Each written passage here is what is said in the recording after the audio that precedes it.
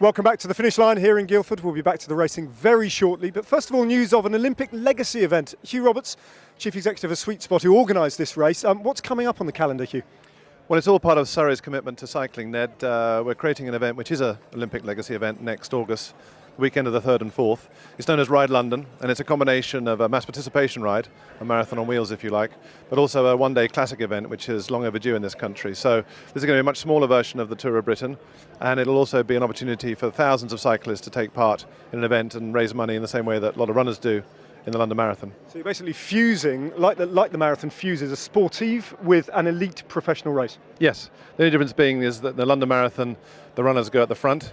In our event, the racers go at the back, so that by the time all the amateurs, if you want, the participants arrive in the mile at the finish, they'll be waiting 25,000 of them for the riders to come through, so it's a ready-made audience. Something to look forward to. It sounds fantastic. All right, let's get back to the race and find out what's going on the final stage of the Tour. With Pete Williams confirmed as the Yodel Sprint Jersey winner, the intermediate sprint over the finish line in Guildford was in effect meaningless, but try telling that to the massed crowds. The four leaders were still over 2 minutes clear when they crossed the summit of the first climb of the day, the third category Staple Lane. Because they swept up all the available King of the Mountains points, it meant that the Skoda Jersey could be decided on the following climb. Now we have hit this second hill, Crocknorth Road, second category ascent, 2.5 kilometres. And you can tell instantly the pace of the group up front is reduced, and it's a real trial to try and drag these bikes and these tired limbs up this road. But they will try and stay together, one would imagine.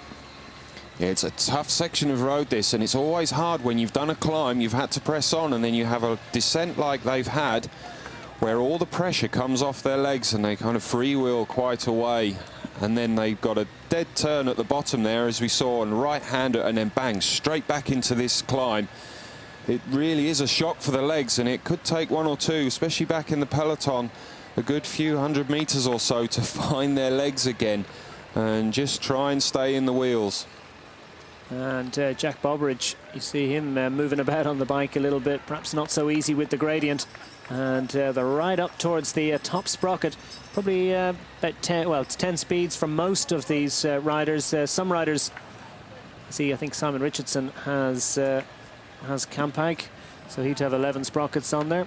Yeah, and they'll be using every single one of their gears today, as they have all week. The terrain that we've had, big, fast descents, so 80-90 km/h descent, so touching 50 miles an hour at times.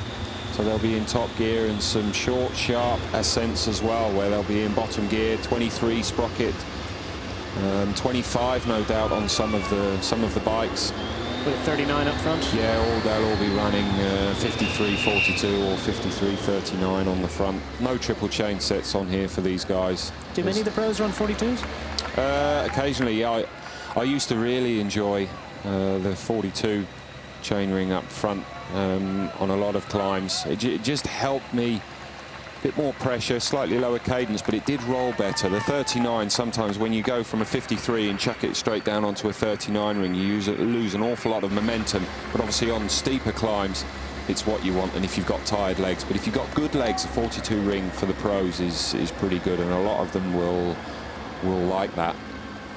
Here you can see the guys, they'll be running 42, 39, and they'll be right up the top end of the cassette, 19, 21, 23.